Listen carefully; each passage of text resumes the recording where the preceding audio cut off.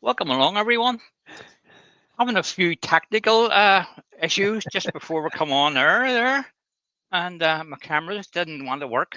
Uh, every time I pushed the button, it disappeared. So I hope everything stays okay, and we'll get through the night without any problems. I bring my trusty earworm. There's Doug, Hello, boys and girls. and I'll put him back in the background. Bye-bye. He seems to like being in the background. Okay, so I'm just going to move this mouse out of the way and then get to tonight's project. Right. Uh, a friend of mine from my club gave me this big piece of log last week, or a couple of weeks ago, and it was a big log of you. And apparently, I came from Scotland. Came from the way the Highlands of Scotland somewhere.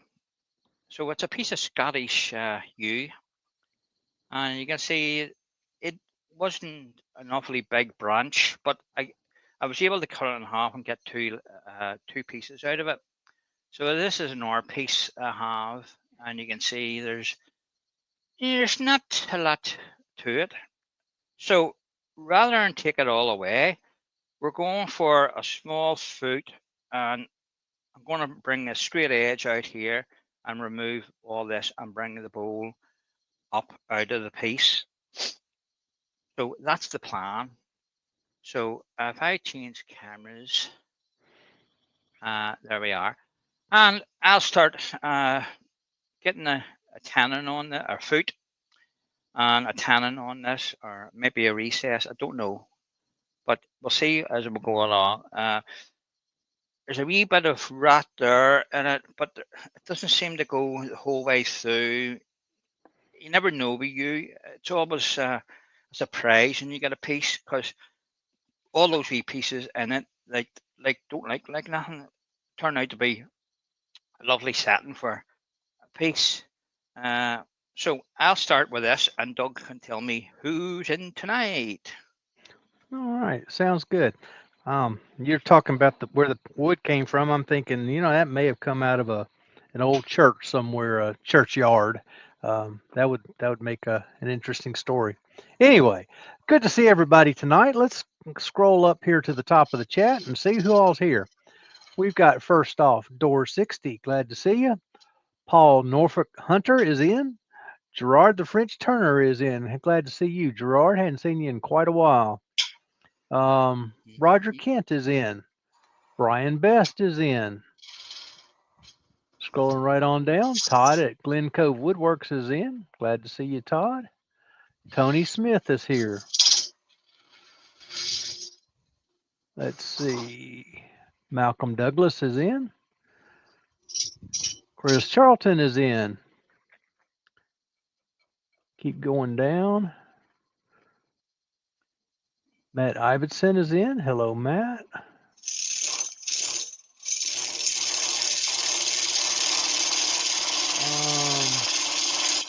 Chris Charlton, MG Woodworks. Hello, Leo.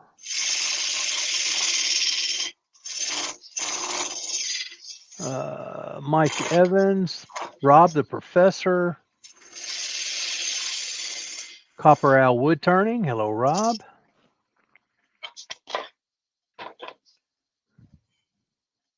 And I think I'm at the bottom of the chat. If I miss somebody, please let me know. Be glad to read your name out and give you Okay. a shout out there. So I've got some sort of a recess in that. I want to bring a tailstock up to make a center hole in case I need to use it later. So that's sort of marked that wee hole there. I don't want to go too deep with this, but there's a bit of a bulge here. I don't know if you can see it in the overhead. Yeah, you can see it Mm-hmm. there. Okay, Yeah. so I need to get rid of that, and it's in the recess that I'm making here. So I need to go a wee bit deeper because I'm going to be taking a good part of that away to make that flat. This is mounted on a worm screw, so I'm just going very carefully with it here because as you've seen from the RSA with the bark on it, I tried to flatten it out a wee bit, but the bark get in the way and it took all the high bits off, but I was able to get it tightened up and it's fairly safe, I will say. Mm-hmm. Right, okay, so we need to bring this over, and I just drew that, you can't see that now. I drew this line on it. There's the ends of it, so that there has to come off to make it straight. So the plan is to make it straight, and then we're going to have it straight again from the top. So we're going to have a thin pit like that. Normally, when you're doing bowls, you would take it all round and round it away, but I'm going to leave most of this wood in it because it's a beautiful piece of wood. And it's a sin to, turn it all away. So I haven't done one of these for ages. So with the tree edge of the tree and just the two flat ends where they were cut with a saw, when I always touch those ends up with a sander at the end. Mm-hmm. But we'll try and get this straightened up. Sounds That's good. where I'm going now. Mike at Dances with Aardvarks has joined us. And Todd has said, I think the name of this channel should be We Turning with Paul. Yeah, I think I'll change my name. It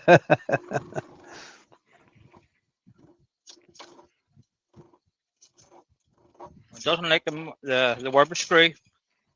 This is giving a lot of vibration. I'm taking very gentle cuts of this. I thought it would give me a wee bit of problem.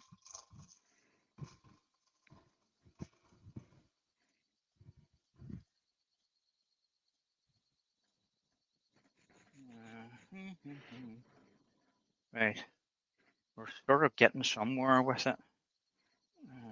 I'm just turning the speed down a wee bit and see if it helps. Yeah.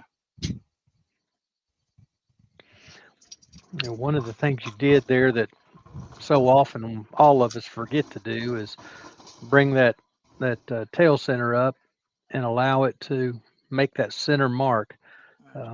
You don't Yeah, always need it, but if you don't have it and you need it, it's difficult to get the exact center again.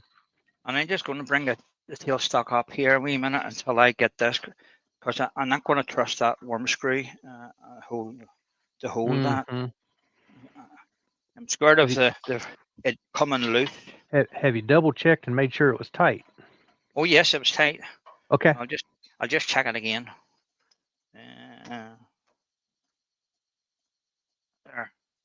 Okay. Good. Good. Definitely is. Right. Yeah. Just to get this foot sort of on it, and then we can see where we are. Todd said, or a drinking game where everybody takes a shot every time Paul says we.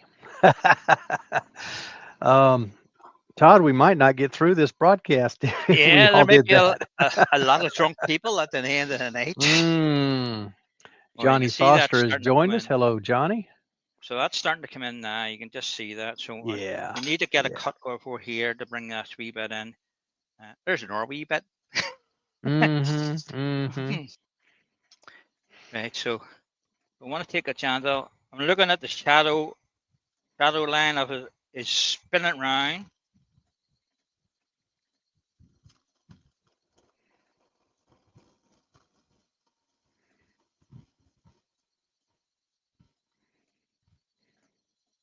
I don't want to go too much further in that way until I get more or less. Now, that's not too bad there. So we're still not in the whole width there. So we're just coming on to the edge of that there, but not just quite on it there. So a wee bit further, and then we'll see what it's looking like.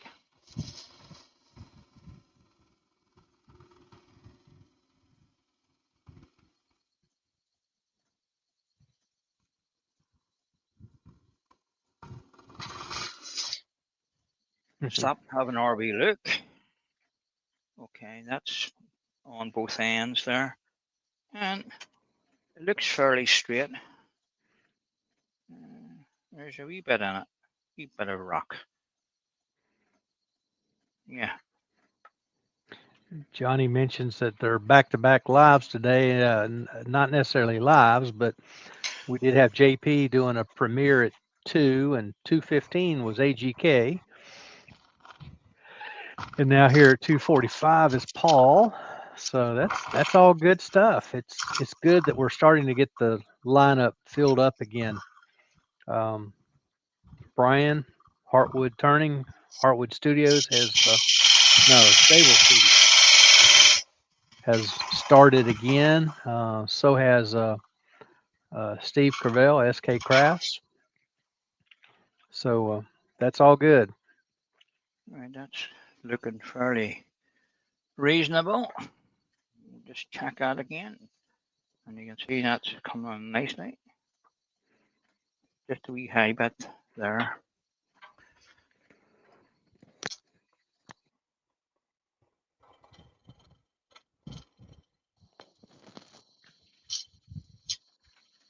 Michael McEwen, how you doing, Michael?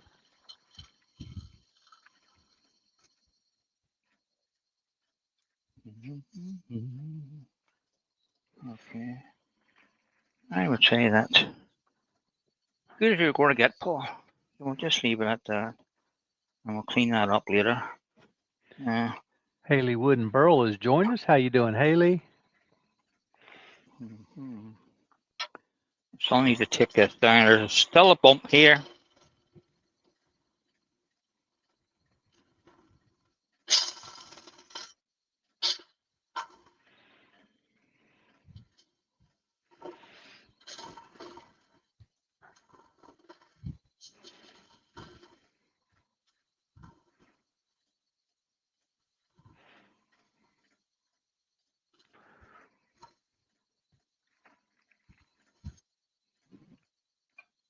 I'll just track it across that to see what it's like.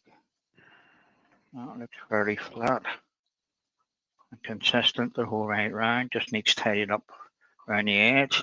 Where's the side where the size of the bottom want to be. So I don't want to make it too small because you don't want it tipping over. So I'll take another quarter of an inch off that and to tidy that up. It's a bit rough around the edges there, so that's where that bit of rat is too. So Clint at Wood Dancers has joined us. How you doing, Clint?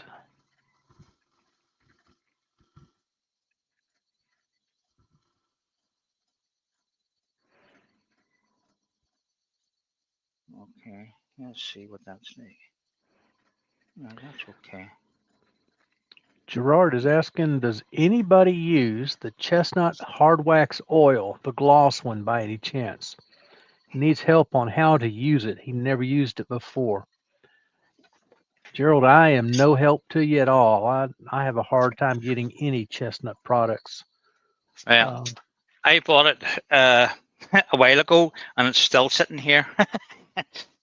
I never used it.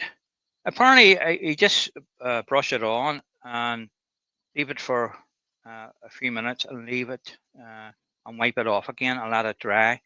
Knock it back and apply as many coats as you want, and knocking it back all the time. But okay, that's one of the reasons why I don't use oil. It takes too long. You know. Oils tend to take a little longer. Yes, they sure do. But if you're in no hurry for it, it's worth doing the process and go through that. Right. So you're saying apply it, give it a few minutes, wipe off the excess, and let it dry. Yep, and then knock it back. And once it's dry, knock it back and apply more. Yep, okay. Yep. That's what I would do. I haven't really had to use that oil yet.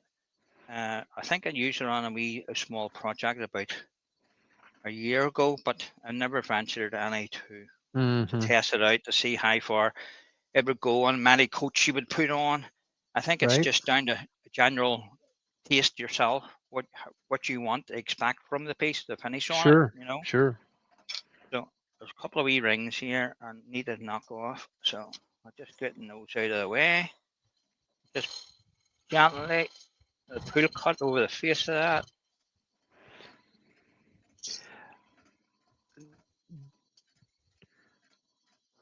Gerard, I would not think so. Gerard's asking, would you use a sanding sealer first? I would think with it being an oil, no. You want the oil to settle into the wood. No, no, you apply it straight onto the piece. I would. Yeah. Yeah. Okay.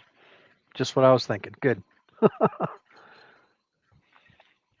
Brian said no sanding sealer. Oil needs to penetrate. MG said maybe on top of the oil. Yeah, if you wanted something on top to give it a little more protection. Oils tend to be a softer type of finish. Right, that seems to be where I want that. So, and taking this down a wee bit, I've reduced there's really no catch there at all from a chuck jaw, so I'm going to have to eat into. I don't know if I should use that tenon or not. I think I will. I'll just take on deepen that a wee bit more and get a good cut on or good grab on that. Yeah.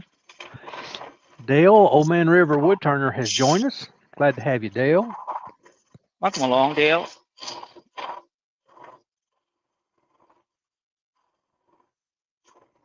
I should be planned for that to hold on to. So you have to be careful here. This is a bit of a finger brusher. Trying to sand this, and you want to do it very carefully. You'll end up with sore fingers. So I just want to do it by hand.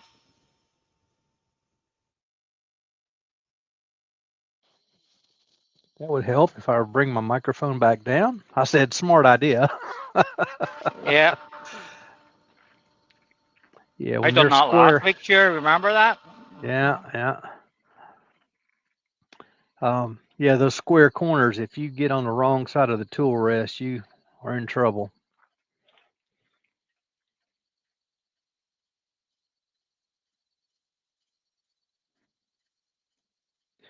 Yeah, I didn't figure everybody wanted to hear me blowing my nose. I'm still blowing pretty good. My cold is gone finally, but the nose is still wanting to run.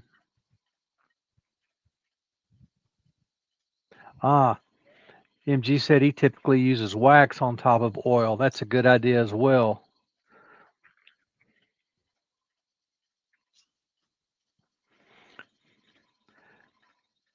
MB Wood Turning has joined us. Glad to see you, MB.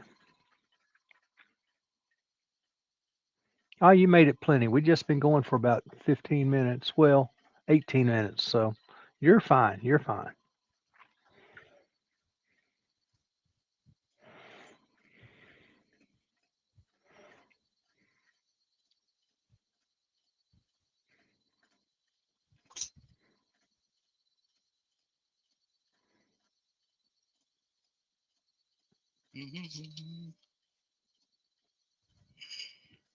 So we're just coming down through the grit. We started with 80 grit.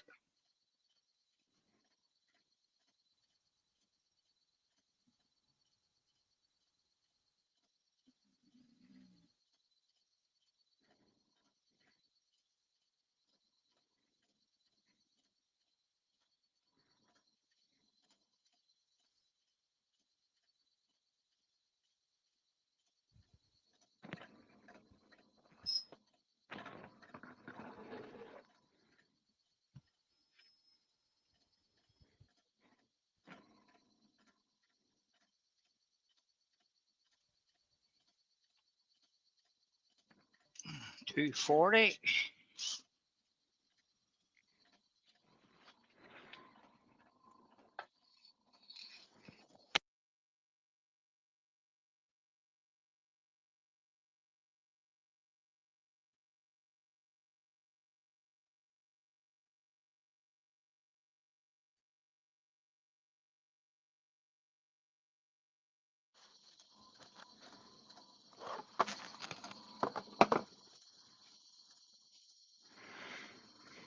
Ah, Brian at Heartwood Turning. Hello, Brian. Glad to have you. Hi, Brian. You're not late. You're just on time.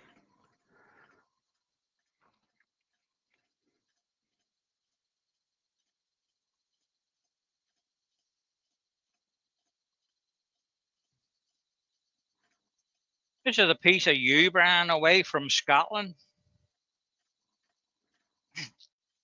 I've been told. So last one, 400.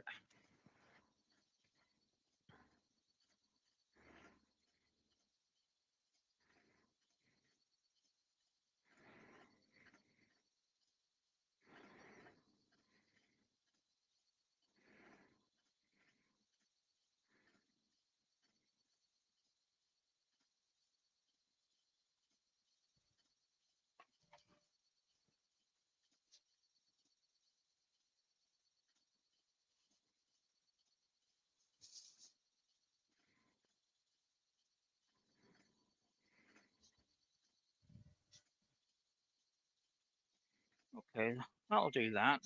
We'll probably change that when we come to taking the food off. We may not, may just leave it. Right, I don't know yet. Right, we'll put some concealer on that. That green's got some nice character to it. Nice little void and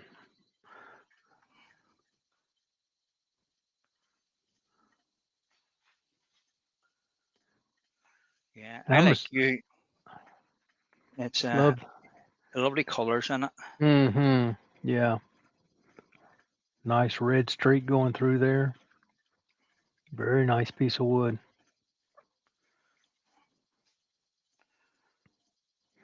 I was always under the impression we could not get you here in the U.S., but doing some research the other day, a friend of mine is using some yew right now, or has been, and yew can be grown here. In fact, we can get seed for it, grow it from seed if we want to. Right. I may have to, if I can locate some seed or even some. I'd rather have some saplings and plant a couple out here in my backyard. Of course, I'll never be able to turn them, but somebody will No. someday. Someday. I was just going to say that, dog. You'll be waiting for a long time. Yeah. Well, it is. It's a deciduous, so it would grow a little faster than some of our hardwoods, but even still, yeah, it would be slow. I'll never be able to turn it. My son, on the other hand, may be able to. Yeah. There's a lovely He's big yew tree, not far from where I live, and it must be a meter in diameter mm, across, and it mm, must be about 30 feet high. You want to see the size of this thing? It's massive. yeah, yeah. Uh, and it's interfering with the guy's entrance to his gate. Ah, His wall is now demolished because it's been moving with mm-hmm. the growth and the roots and stuff. His wall is now demolished, and I'm waiting to see what's going to happen with it because I think he's been approached a couple of times to cut it down, and he doesn't want to. Right. You know? You hate to cut a big tree like that, but Yeah, on the other hand, if it's causing damage, it's only going to get worse. It's not going to get better. yeah. Well, I've done that to his block wall. I'm telling you, it's doing some damage to whatever's underneath. There's a river runs underneath that. Ah, A wee stream. It's like a wee mountain stream and runs down the right, side of it, right. and right under where the footpath is, this particular house. I'm just wondering what damage is done underneath to the Mm, yeah, surrounding yeah. area. What's So that his was just foundation look like? uh, so that's just about a wee taste of um, crystalline wax. So Ah, okay. normally you would just turn the bowl and pour it all that away. I want to keep it. All right, I want to keep it the way it is, with the whole bit showing, and then we're going to make a sort of an immersion bowl coming out of the top of it. So we'll get it turned around. And hopefully I didn't make this tenon too small. I might have to change chucks. Chris Charlton has said that my thought is a very long term plan. I understand, Chris. Yeah, like I said, I doubt I would ever get to turn it, but maybe my son or maybe a grandchild would be able to turn it, or somebody else years down the road. Yeah, I made it tenon too small. Uh-oh. I'll have to change chucks. Malcolm says the ewes in this country are in churchyards and have been there for hundreds of years. Exactly, Malcolm. I said that to Paul earlier that with it coming from Scotland, I wonder if it came from an old church somewhere. Maybe it was in the church graveyard there for a while, and now has been cut down. Maybe it was encroaching on the building, or who knows why it was taken down. I took that out. I should have screwed that screw off. I keep doing that. Keep forgetting it's on a wood screw. Right. Matt's given us his insight on hard wax oil. He says what he's done is give it 2 coats, no cutting back in the middle, but burnishing cream does a gentle cut back and polish after it's cured well. Not always needed. Can just leave it. So yeah, it's a matter of going by the instructions on the tin and then experimenting a little bit here and there with a Gerard. I don't think you'll have too much problem with it.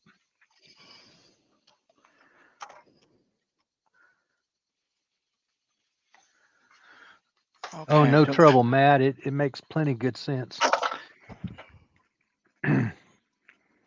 Okay, so that looks nice and secure in there.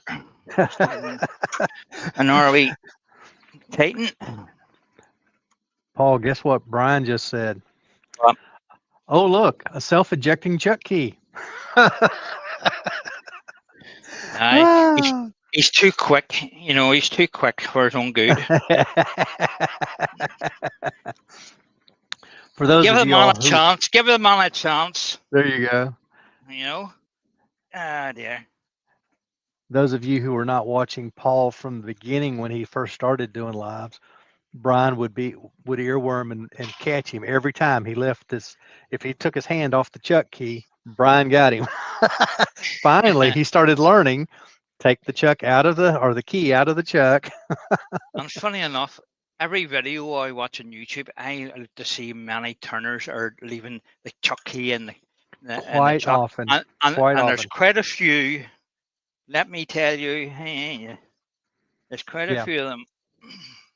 Yeah, if you watch for that, you'll see it. It almost gets funny, but it could cause somebody to get hurt. Yeah, there's a serious point to it, you know. Yep. Right, that seems all right. That's nice and tight.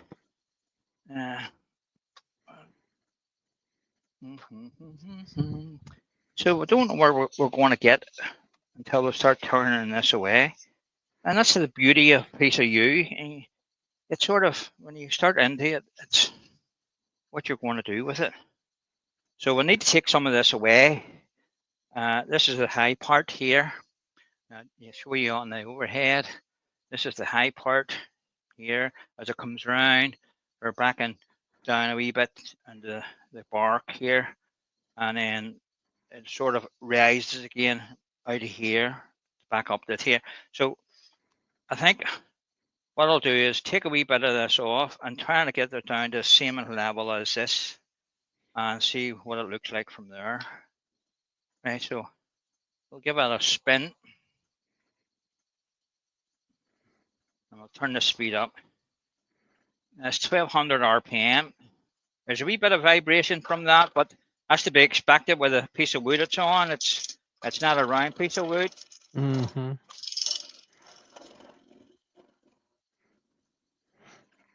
Dale said he's done that before. Dale, I'm assuming you're talking about leave the chuck key in. Yes, you have. I'll just tell you right now, I know you have.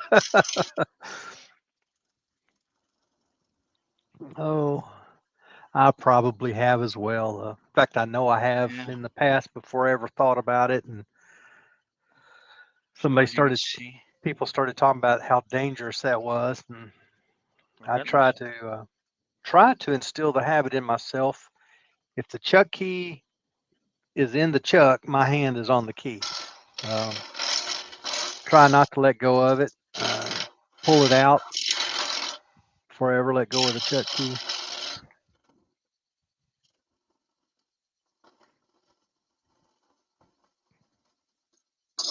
Ah, Terry at Heckington Arts has joined us. How you doing, Terry? Glad to have you along. Right, we're starting to get rid of that big high bit. Mm-hmm. Mm-hmm. So I'm just going to move the tool rest in or a wee bit. Yeah.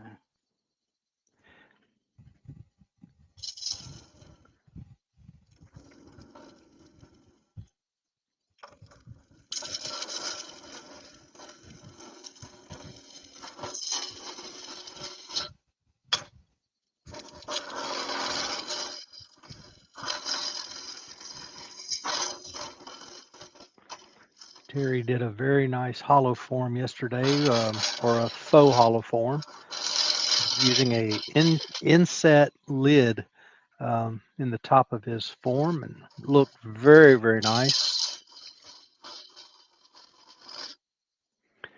I wish I had thought of it when I was doing my hollow form series. I just didn't think of. I did the cap, but I didn't do an inset one. Um, that would have been a great addition to that series.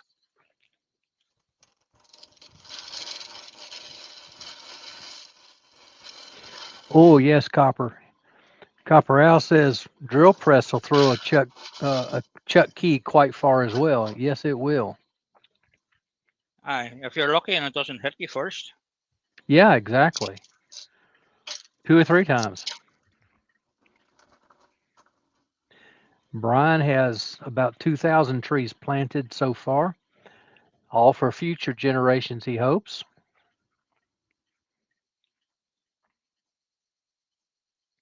Just stop that and have another wee look to see where we are. We're starting to come around this corner. What's what I want to see what we've got in the middle of this. So the plan is to make it a square edge here, leave the natural bark on these 2 edges and bring it down with a merging bowl coming out the top. Well, that's the plan, you know. There you go. It's a good starting place anyway, isn't it?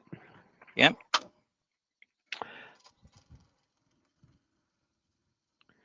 I don't know what's in any other countries. Here in the U.S., we have a couple of organizations that hand out little saplings free of charge once or twice a year. That's an awfully nice way of starting a bit of a tree grove, usually deciduous trees, but every once in a while you'll have some hardwoods.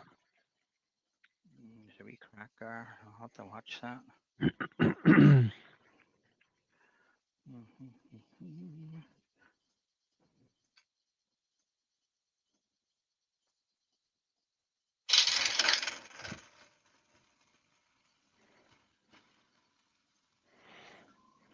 Like Brian was saying, though, the trees we plant, we can enjoy them growing. We'll not get to use them, but future generations will for sure.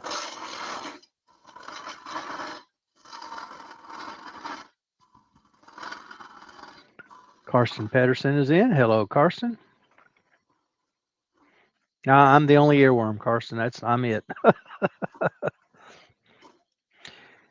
Karsten Paul's working on a kind of an emerging bowl kind of a thing out of some yew.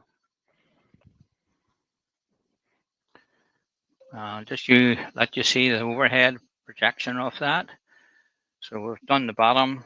We've got a flat base on it with a small foot for it to sit on, and then we're going to take this down to about 1/4 of an inch, and then form the top of the bowl from that. Rather than take all this beautiful wood away, it's nice to have something different. You know. I'll just Move that tool rest down a wee bit Mm. more. Okay. Yeah, Haley said, Brian, you can enjoy the pure carbon dioxide free air that they provide for you now, though. That is very true. That fresh oxygen.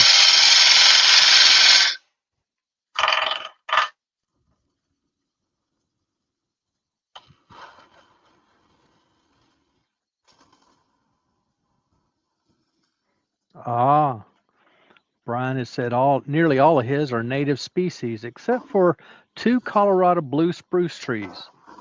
Those are some tremendous trees. Albert Dawson. Hey, Albert. Glad to have you along with us today. So we're just coming through that part of the crack there at the end. You can just see it there coming through. So hopefully when we get down to this, it'll take that bit away, and Yeah. it should be okay.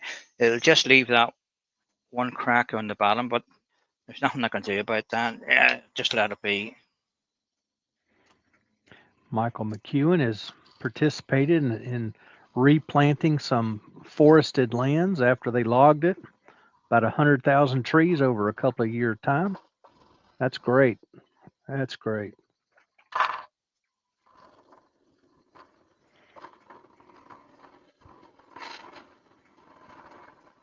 I was thinking about that the other day. I think everywhere I've lived, I've planted at least one tree.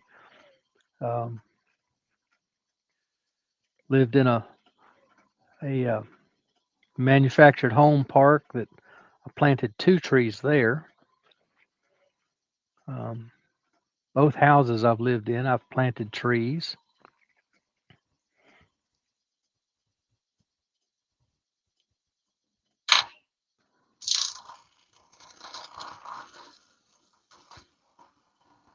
In fact, here I planted a tree. It died. I replanted it. It was a red bud. It was a red bud that we replanted with red bud again. The first one, when it died, I thought, "Oh boy, here's some red bud to use." Before I could use it, it split end to end. So no use there. It turned out to be firewood. Okay. It's got a beautiful purple streak in that, doesn't it? Yep.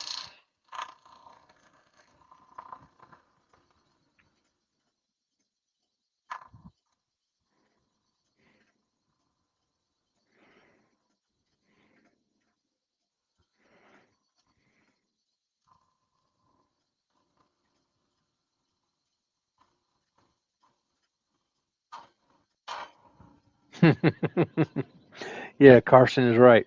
So he used to live in a house that was mainly heated by wood stove. He's afraid he would never be able to replant as many trees as he's responsible for burning away. Uh, yes, but still, I lived in a house in North Carolina. That was our only heat for 2 years, and uh, all the wood we burned, it would not have been hard to have replanted each of those trees. I think I only burned like 3 or 4 trees, but one of them was a massive red oak. The sad part is I wasn't turning at that point, so it all went to firewood. Okay, we're coming close to where I want to be, so I want to try and get this straight as possible. See what it's like. It's not too bad actually. Mm, We're missing a bit of that rot that fell out there, but right. that's all part of the beauty of all those bits make it look nice. So we'll just try and tidy that up a wee bit. Todd has said the red bud should start showing some color in a few weeks down where he lives. They've got a little while here before they'll start putting out any color. Um, we have a couple of things that put out color before the red buds do. But I understand what you're saying, and it's fun to see those. Malcolm has planted 6 apple trees, and he's enjoying the apple pies every year now. That would be great. I want to go to a couple of the orchards around here and ask them if they could contact me when they're getting ready to take some of their trees out of the orchard. They only let those things get so many years old before they take them out. So if I can get them to call me, I might be able to get some decent apple wood. Copper said he spent most of his childhood hammering nails into most of their yard trees. Years later, great staining, but he did not make a map, so lots of saw blades get dulled. Absolutely.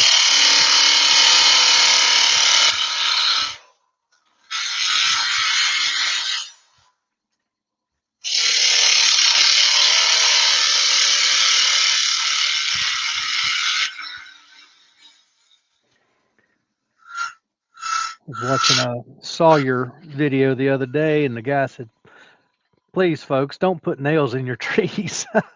He went through a couple of bandsaw blades on his mill real quick on one tree.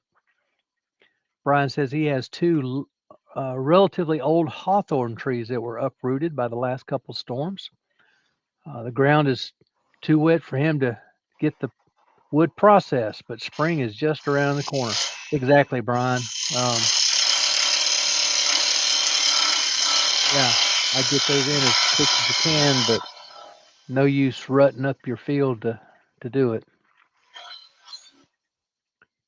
Dale's grandparents in North Carolina only heat with wood. Wood stove is used for cooking. Yes, a lot of people in the mountains of North Carolina only heat and cook with wood. It's amazing. Okay, so up enough where I want to be. I want to leave as big as possible. You don't want to take it out too small. So I'll start taking some of this away. I want to leave that wee bit of live edge there. Take some of this middle out. It's a wee bit high.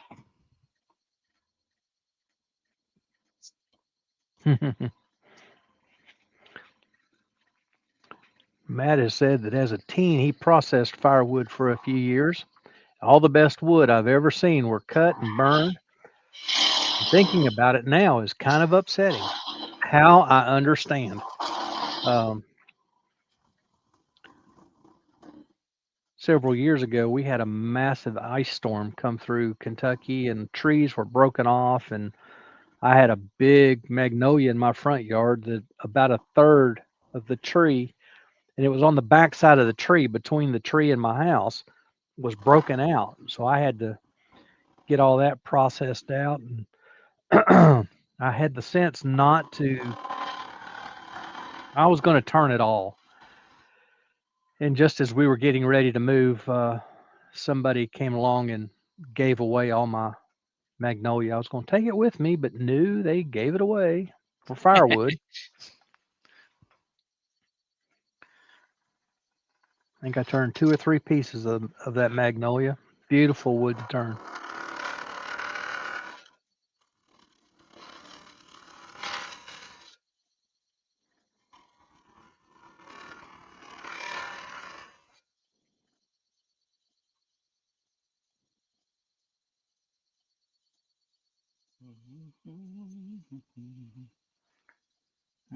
I'll take one more cut off that and leave it at that.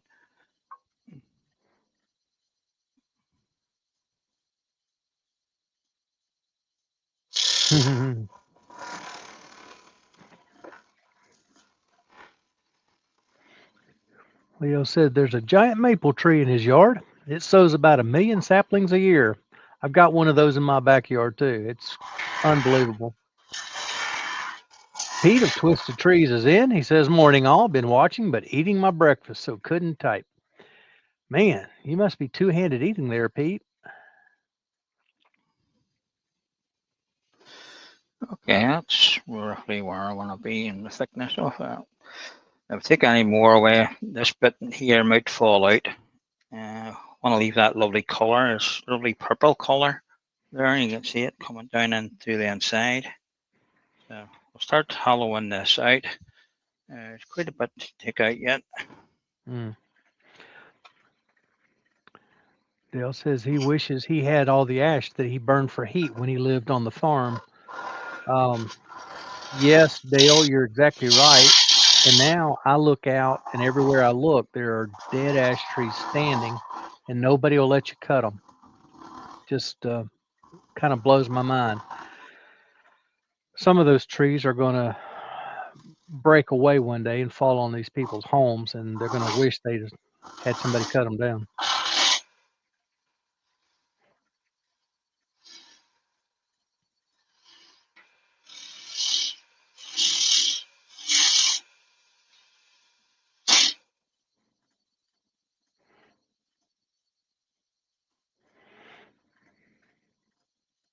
And we had the emerald ash borer insect that eats away at the cambium layer of the tree, kills the tree from the top down, actually.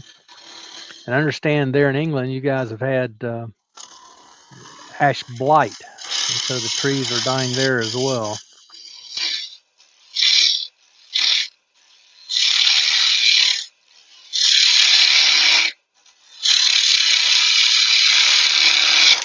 Ooh. I don't know. That throw you out? Throw me out. Yeah. Too much. Too big of a cut.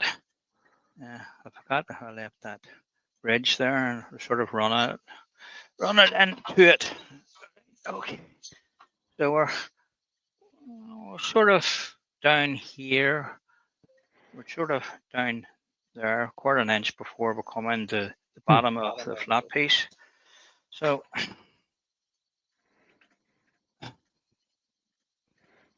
change that back. Chris at Bailey Woodworks has joined us. How you doing, Chris? Matt was agreeing with Dale. He used to cut a whole bunch of ash and beech as possible firewood. If he could go back in time, he'd slap himself. Well, you'll never guess what they burn around here, guys. A lot of walnut gets burned. A lot of cherry gets burned. It's incredible. People don't even think about it.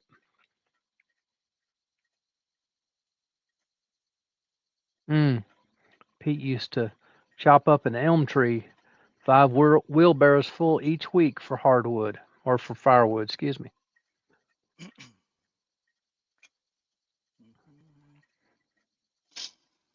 Yeah, Brian, ash, I suspect ash worldwide is going to be gone here before very much longer.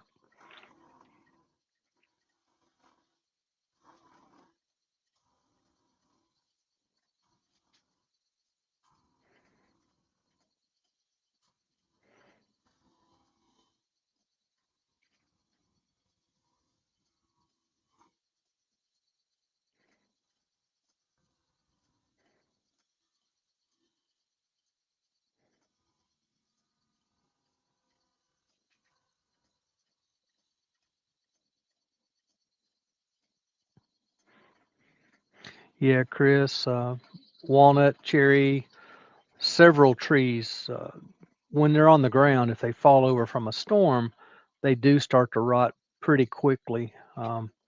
That's where we as turners need to be vigilant about watching for that kind of thing so that we can hopefully get to it. May not get it all, but we can get some. Just check my depth to see where I am. Yeah, exactly on the bottom of that lip. So a wee bit of timber yet. Right, I want to bring this side down straight. I'm just going to use a beading parting tool here and just come down that side wall.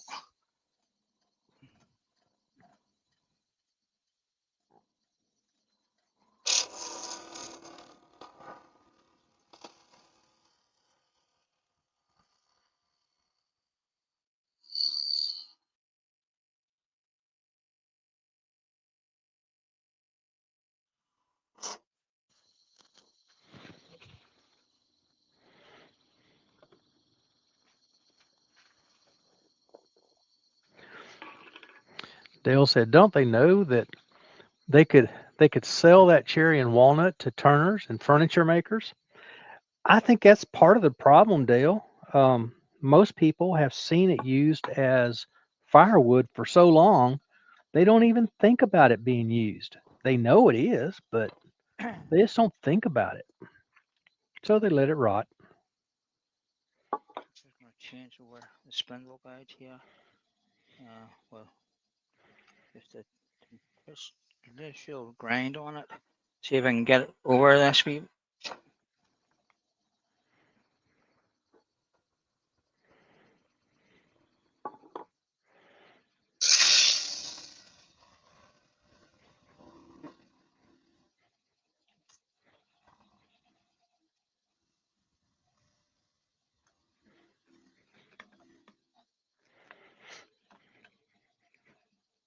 Ew, what you're doing, Paul? It's twice now. Use very hard.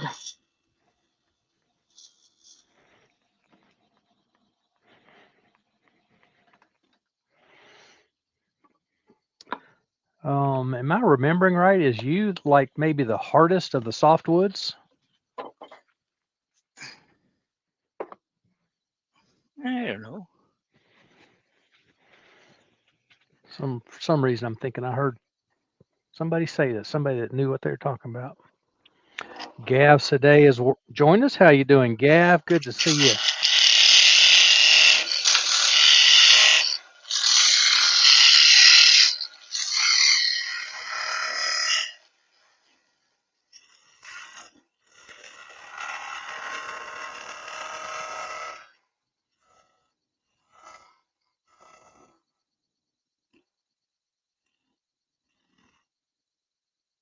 Just to check our depths now. We must be close to it.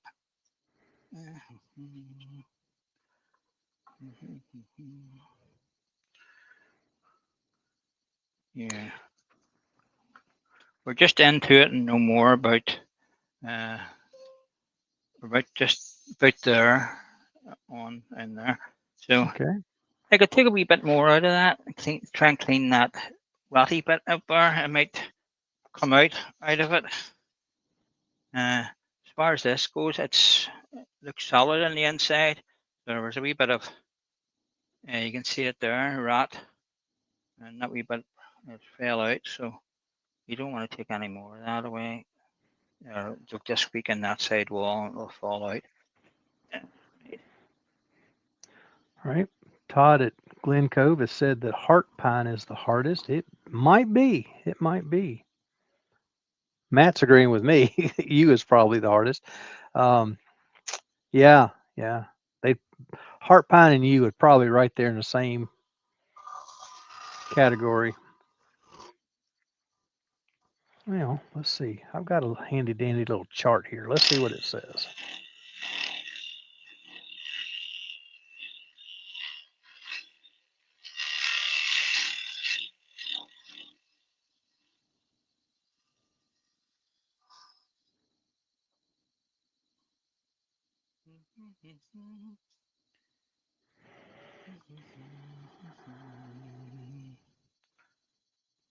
So I reckon we're just coming close to the bottom of that.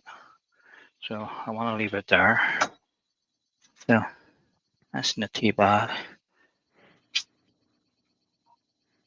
Let's look at that and see if I want to do anything else to that. And could do a bit of tidying up there. Let's see.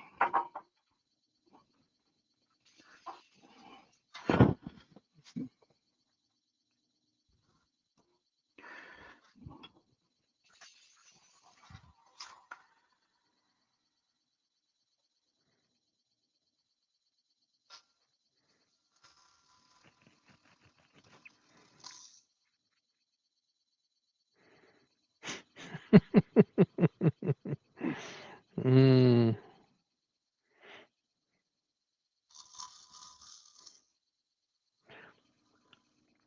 Just putting a wee babble on that end so it doesn't look as rough looking, because if we go down too far, I'm going to start eating into this and I don't want to touch that. But that wee bit of chamfer on that has just tidied that up a wee bit. That looks all right. Might just take a cut down the face of that just to tie it up, and we can get it sanded.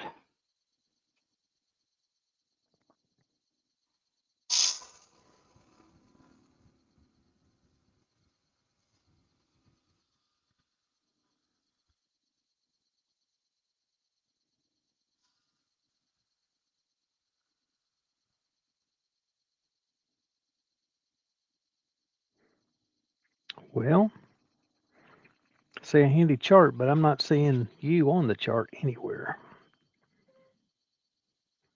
So I'll back up. So, take a wee bit off it. I'm sort of beveling this into the bottom here, so where it's at an angle coming out of the piece. It's very little, slight angle. Gerard needs to go help the missus. So, Gerard, glad to have you in. We'll see you next time.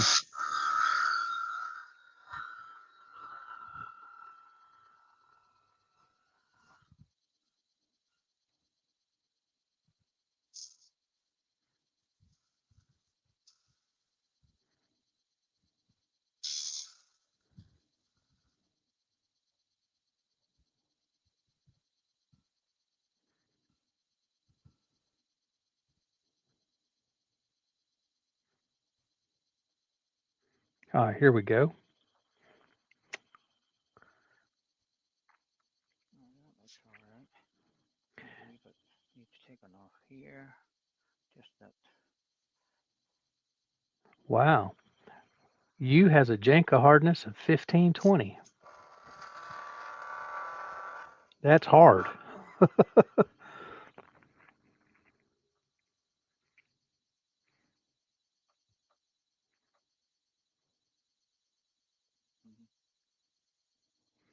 Just trying to get that wee bulge. It looks very straight.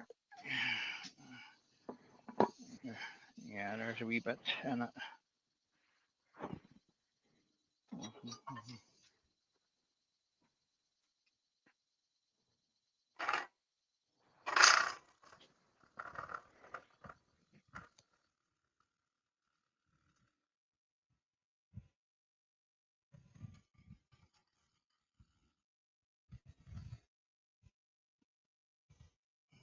Doesn't need a lot off it. You take too much off and you could undo what you're doing. Almost there. Just there. Just a wee bit more.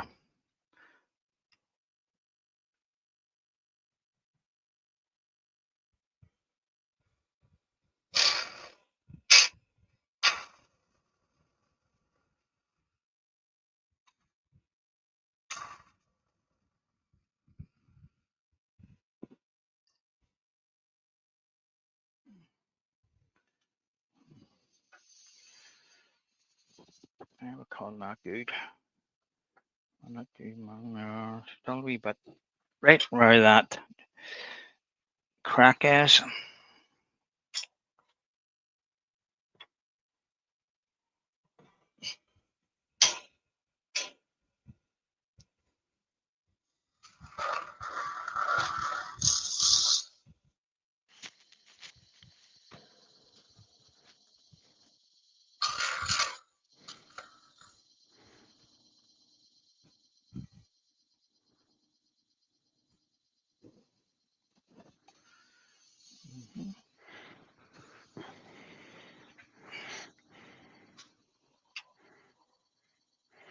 Yeah, Pete said that U has a great elasticity, so it's perfect for longbows. It really is.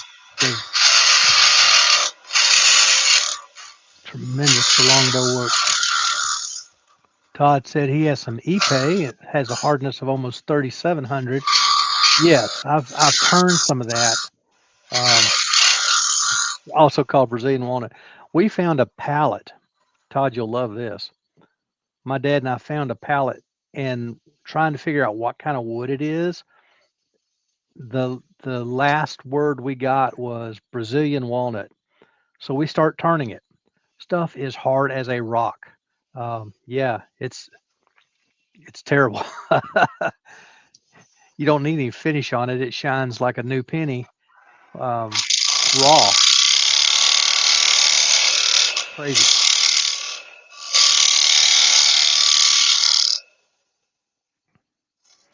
A glow force lamp. I have not. No, I don't have a glow force lamp.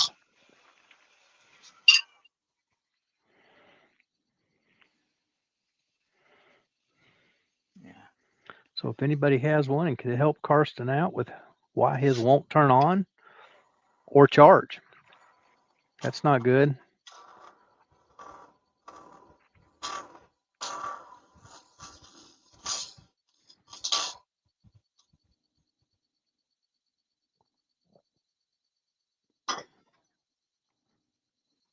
Okay, we'll do a bit of sanding. Do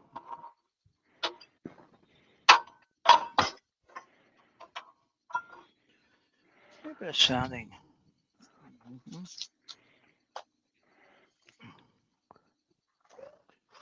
Todd, that ought to work tremendous.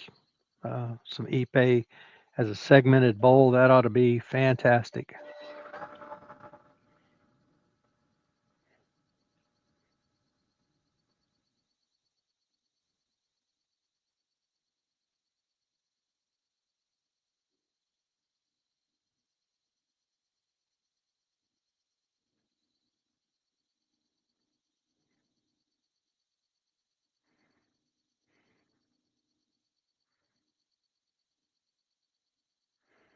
So you guys with these glow force lamps are that's I'm taking it from Carson's question. That's a rechargeable lamp, a battery operated kind of thing.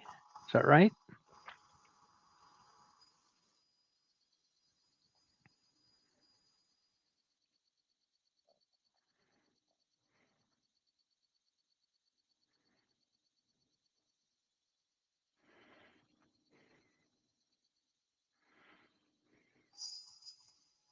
Thank you, Pete.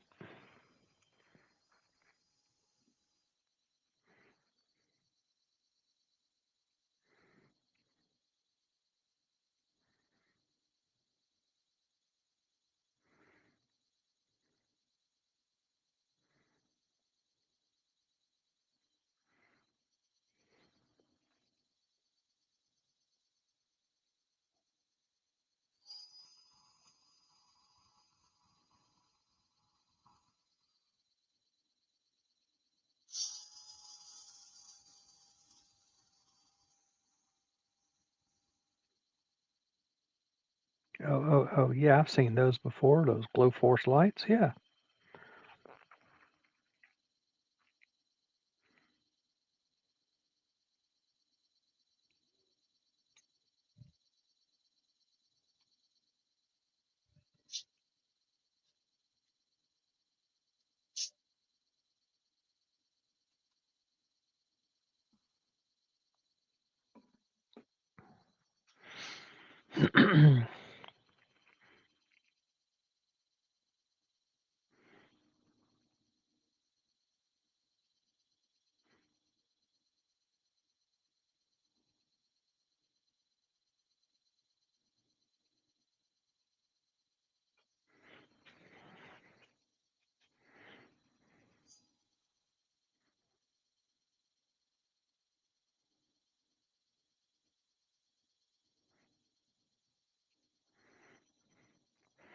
I wonder, Karsten, if maybe if you open it up as much as you can and blow dust out of it.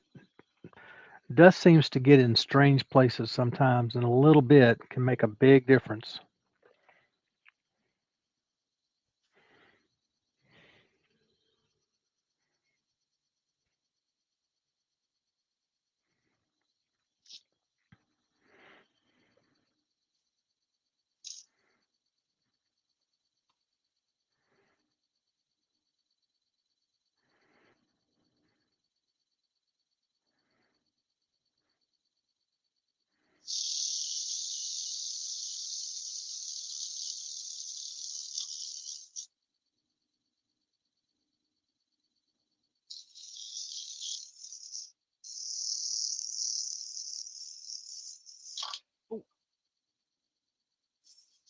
Forget about the void there. Mm-hmm.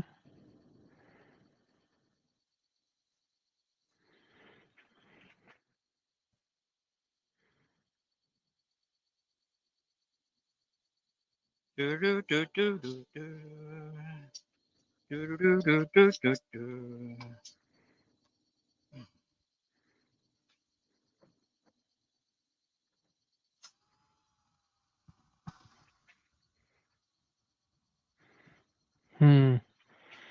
Good reminder from Todd. At 40 people watching, only 20 thumbs up. Come on, folks. Yes, please click that thumbs up button.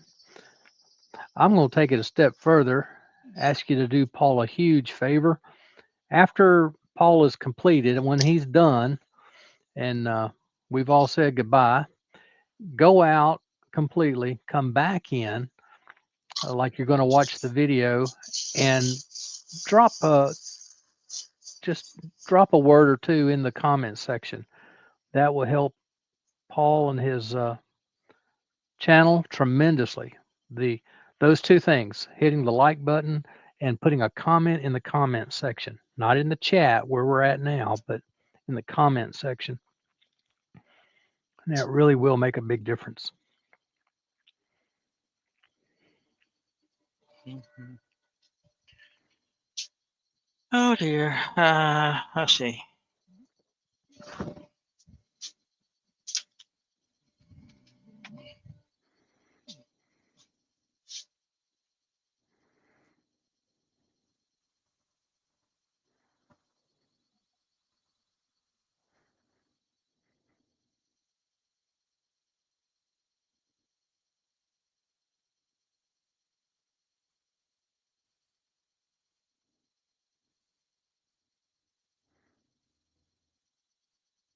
Just taking all the wee fuzzy bits off the natural edge there. It's sticking out.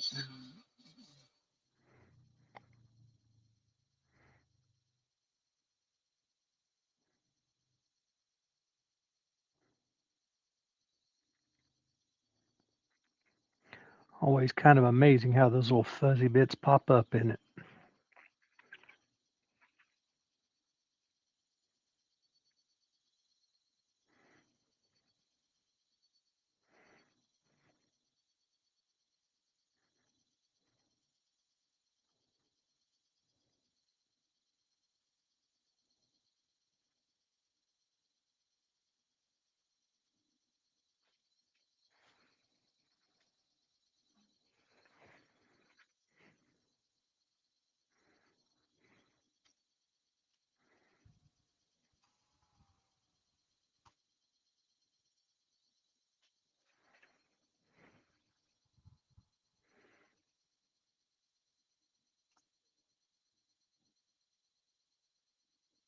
Do, do, do, do, do, do. 240.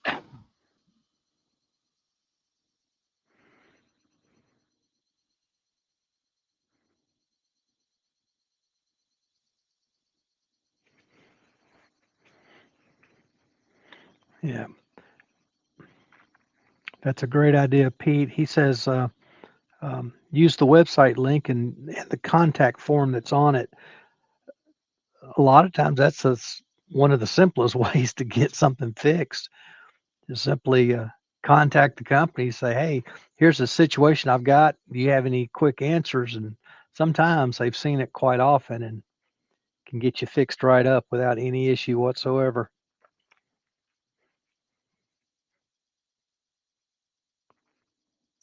Then again, they could tell you, toss it, grab another one. You never know. But maybe they've got an easy answer. We'll hope so.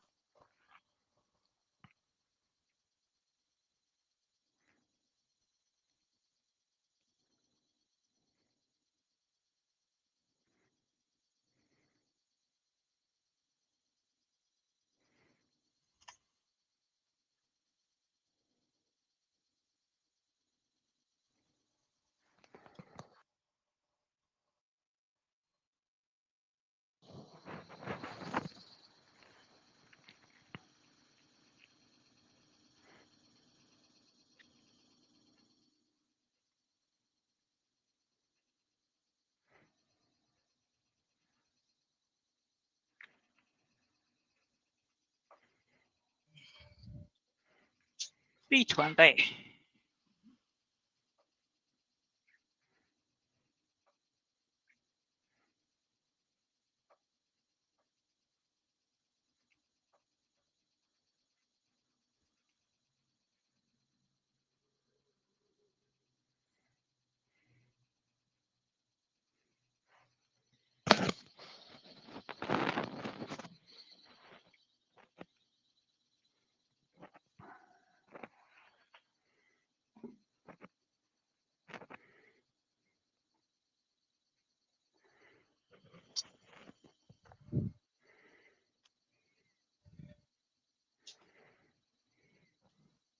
And 400 is the last.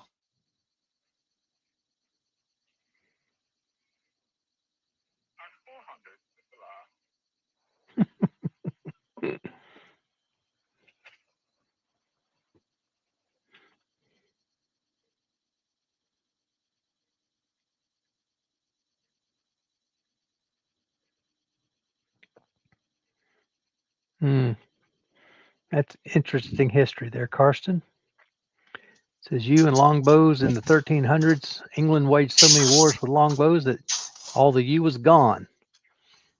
So bad that every ship entering the English port had to bring yew as a tax. Absolutely. Absolutely. Right, I'll get some sans heater on this. And,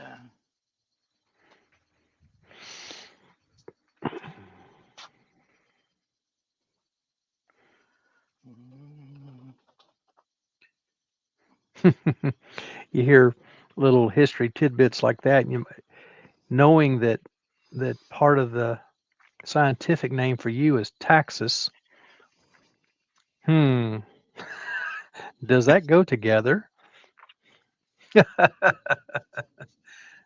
Then you causes you to do more history looking. History's not a bad thing. Most of us hated it in school because it's facts and dates.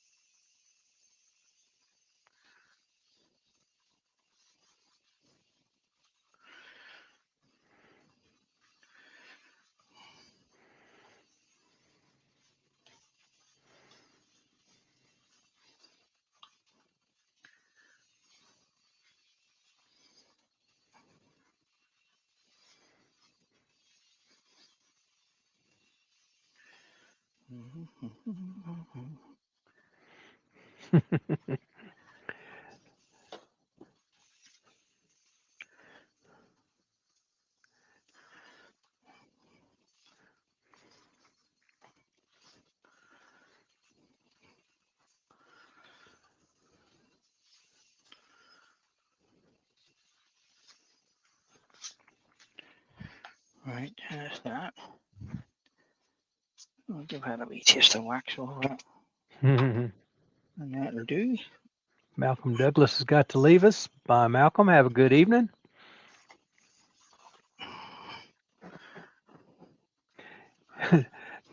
Todd says the Europeans had to remember lots more history than us Americans. You're exactly right, Todd. Exactly right.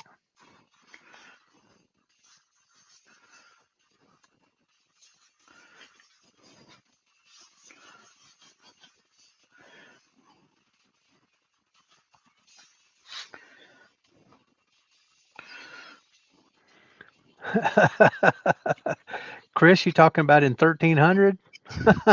um, don't know. Don't know. Maybe. Maybe.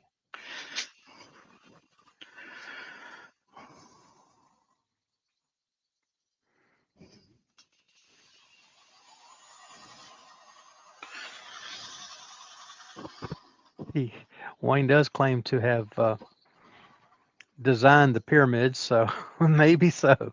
Maybe he was turning in 1300.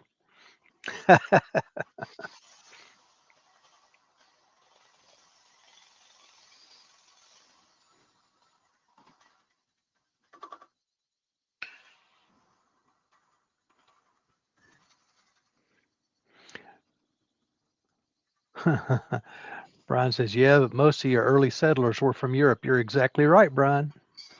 The early settlers, most all of them were from Europe. Then they started coming in from other places, Africa, China.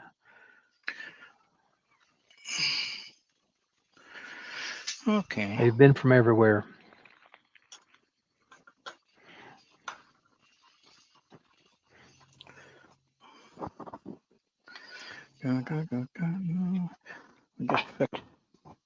We'll finish that bottom off now.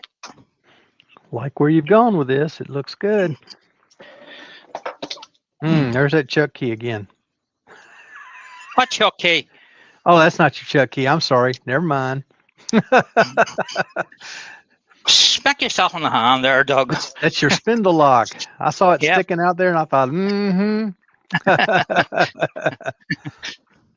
Did it again. No. You had me worried there. Hear me? What? Keys in my pocket. There you go. That's a good place for it.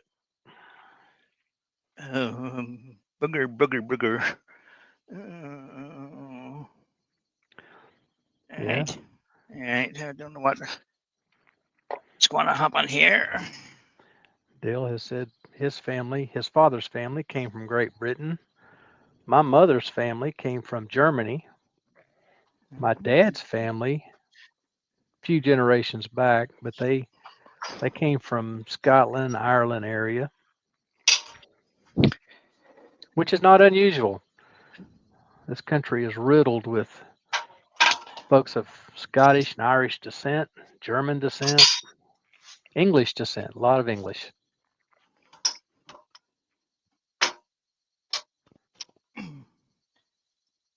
Chuck's too big, or too big, so I get to use my new piece of equipment.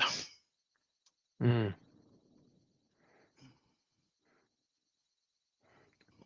got it. You're supposed to use every piece on every piece, right?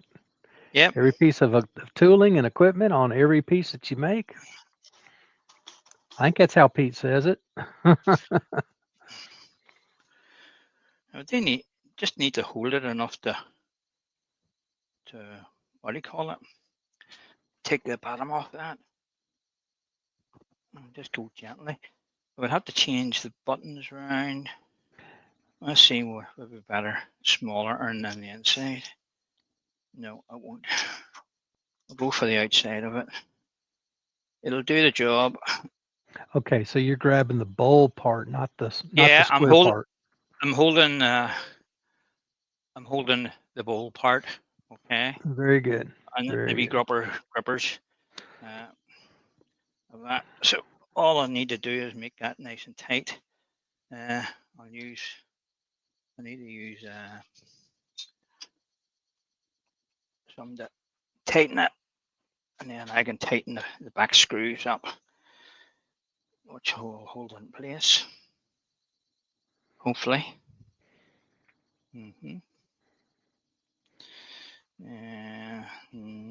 Maybe not, Paul. I need to get up the Allen screw to do that. I might have to change it. It's not going to work here.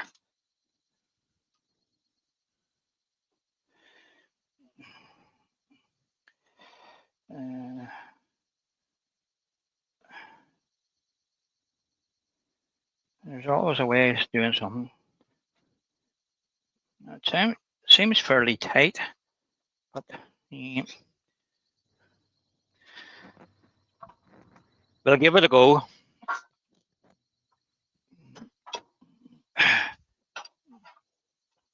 It might fly off and it might not. So I bring a tail stock up. And this is where your center hole comes in. Yes. If you needed it. Okay. So we'll turn the speed down. Okay. And we'll get our spindle guide. We'll just over the tail. So we're going to just bring this. I'll bring the camera over a bit. Well, Lucy Sweet Potato Bundy Rowe has just joined us. How you doing, Lucy? So I'm just going to bring this down into the center. and then remove that bit. So this is sweeping down all the time, and that will be the foot on the outside. So that's what I'm going for.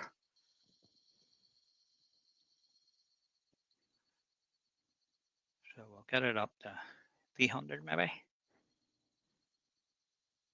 It should stay there. Right. I'll just take really light cut.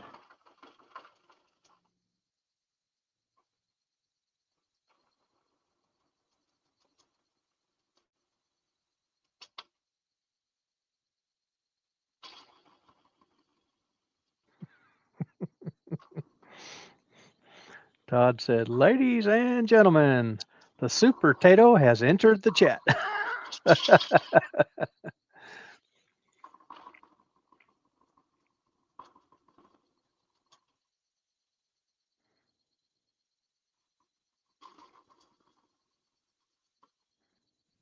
Right, we need to take this down. Maybe a bit more speed.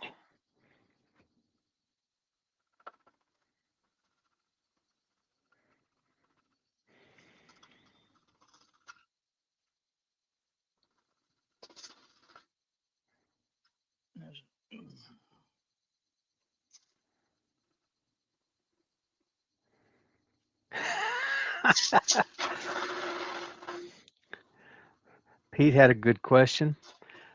What time is the browning baking live stream on, Lucy? Oh, me.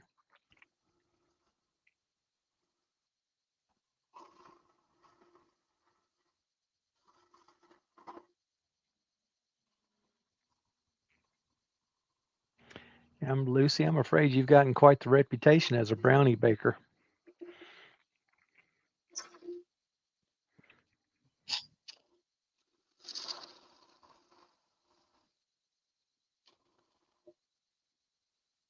Not bad a minute. Need to get in a wee bit closer to that. So I'm just going to change that out for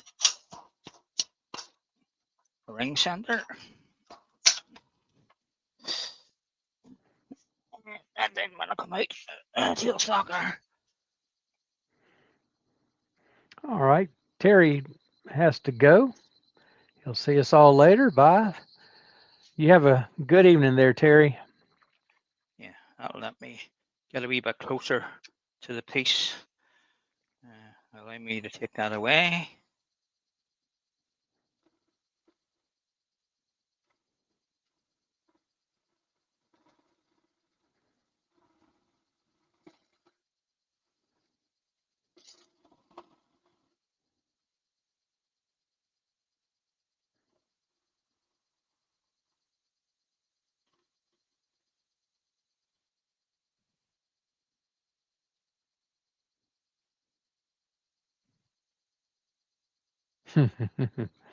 Good question, Todd.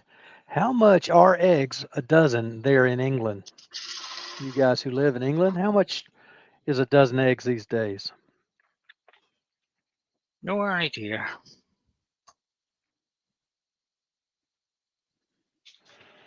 Was in a restaurant, little small place, little diner, just up the road here a few days ago, and they've got signs all over.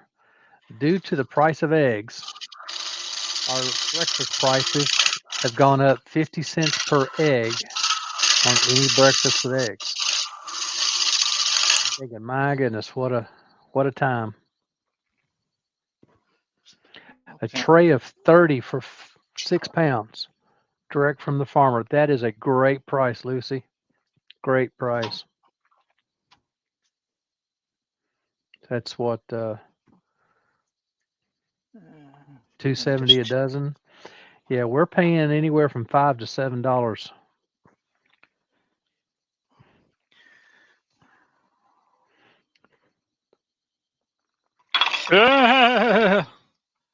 Yeah, I will let go, but I got there.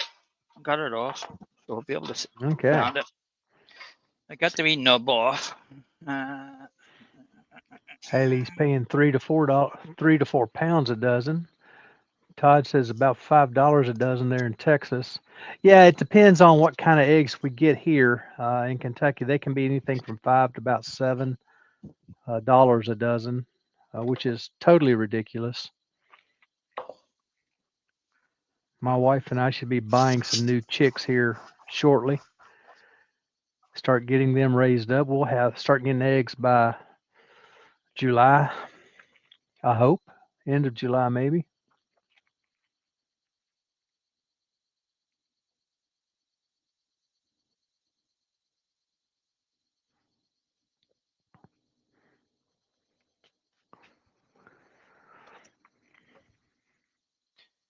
Yeah, I thought that would mark, I'd say.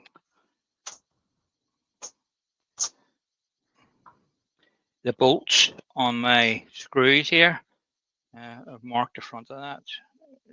It's not deep, but it's noticeable, so I'll have to fix that later. But anyway, reaches the sun sealer on the bottom of that.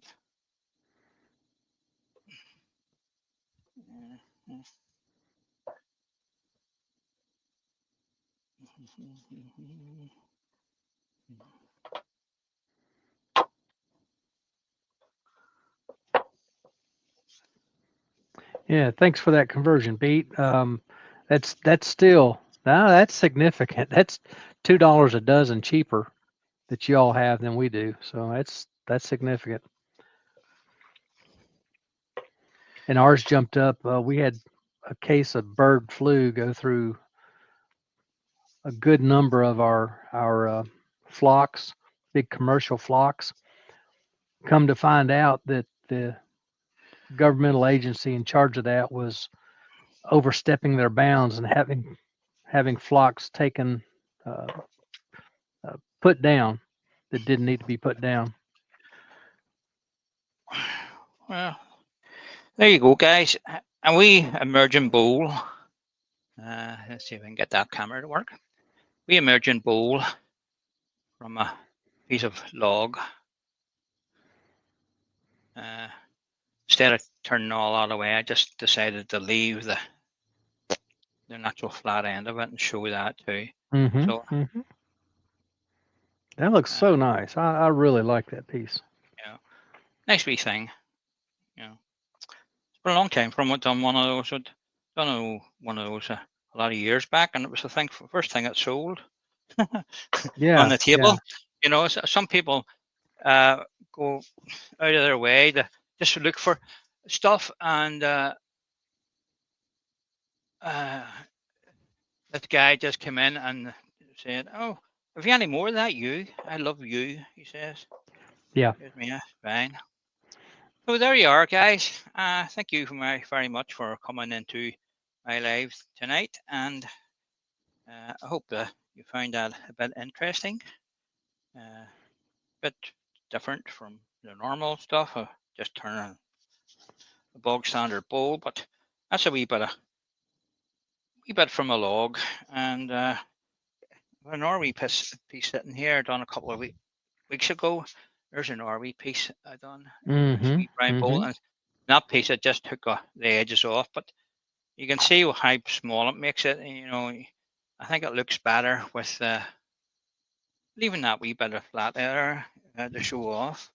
You know, but yeah, it's another piece to go along with many others over here. We've all got that. Everyone got that. Yes. But there's a deer. So I was going to make a couple of chickens tonight, and I changed my mind. Every year around Easter time, we do chickens for the hospital, and there's my wee chicken for Easter. Okay. Very good. So we do those for the hospital. These ones are a bit smaller. You know, we have a daddy one and a mommy one, and following along. You know, are nice. The kids paint them and decorating them and stuff. And also we make them eggs, wee small eggs. these small eggs like those, and they can paint and decorate them, just out of waste wood. And then we do a bigger egg and an egg cup.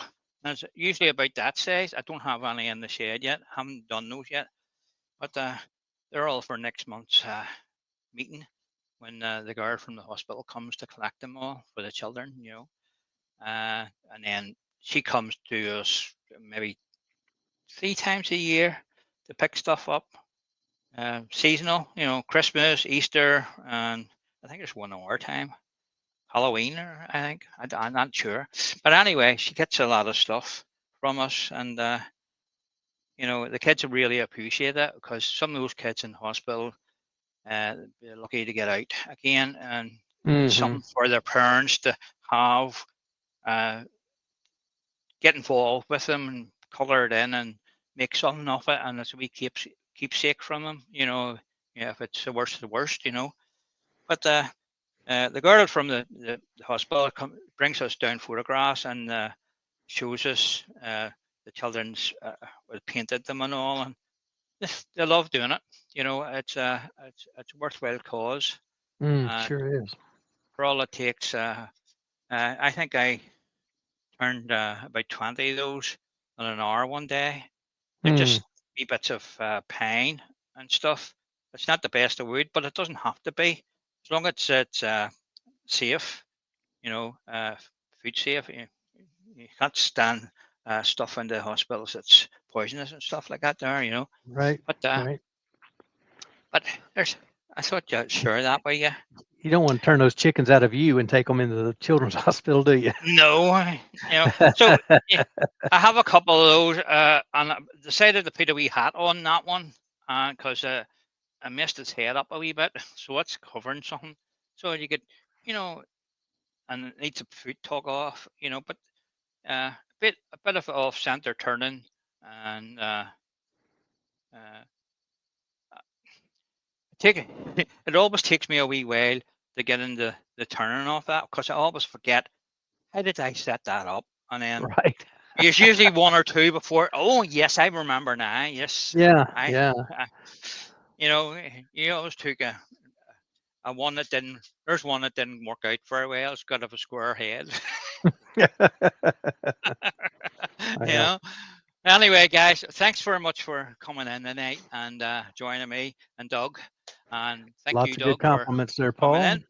Oh, you're so welcome. I always enjoy it. And hopefully we'll see you next week. All right. We'll see what I can get mitts into then. My we'll have, notice will go up here just a little bit. I'm gonna set that up well, as soon as we get out. So Doug's on tomorrow night, and Yep. Brian's on a Thursday night, I believe. I don't know if Steve's back on Friday nights. I think he is. Yes, I think so. There's nobody on a Saturday, and Sunday is Terry. But it's filling up really. Give you some idea of your having anything to do. You can sit and watch us. Yeah, yeah. That's what I was just thinking a while ago. The weekly schedule is getting filled again. And there for a while it was full. You could watch 7 days a week. There was something and somebody doing something live. Now it's beginning to feel a little better now, and so getting back to it. Sometimes it just takes a little bit of that. People stepping back for a little while so that they can get going again. So I think I'm cold glad. weather keeps a lot of people out of their workshops. Oh, I'm sure. But once you get out in your workshop and you've got a bit of heat going, it's all right. It's all right. It's the thought of going out there in the cold, and then it takes 10 or 15 minutes to warm up, and once you're out there, you're flying. But Yeah, Todd said Steve was going to do a chat this week. I remember him saying that now. So very good. But anyway, guys, I will say cheerio and hit the button. Cheerio, boys and girls. I'll just bring my button over, and then I can say, where is it? Oh, there's it there. Big button. Cheerio. Bye. Bye-bye. And now this is where we say awkward. Bye.